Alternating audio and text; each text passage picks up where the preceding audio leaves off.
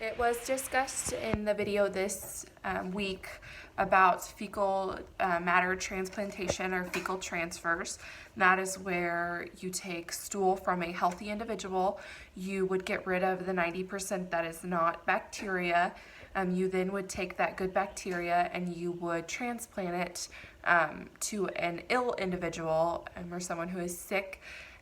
And that is usually through a retention enema, as Dr. Mark Davis mentioned. So it does discuss, this does can help treat conditions such as C. diff infections. So it is said that about 65% of patients will get better with an antibiotic, but for those who do not and who do have repeated C. diff infections or prolonged infections, will benefit from fecal matter transplant. And so with that, Dr. Mark Davis did say about 90% improve with the fecal matter transplantation. He does discuss how this would also be a good thing with conditions such as IBS, or irritable bowel conditions. He does say that it's, still not allowed a lot. He still does have to turn people down.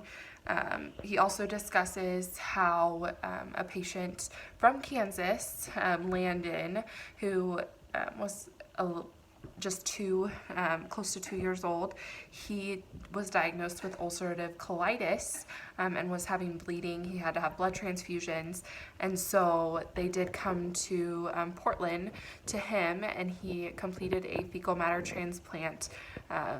He hadn't done that before, and he said that the fecal matter transplant did work. He did have less blood in his stool. He has more formed stools now, and it's been over a year, so he is still doing well. He talks about how it's not just a new thing to do fecal matter transplants. It actually was initially seen in China in the 4th century that it was done, and it discusses how restoring that normal flora and that bacteria in the gut can help heal, especially with autoimmune disorders.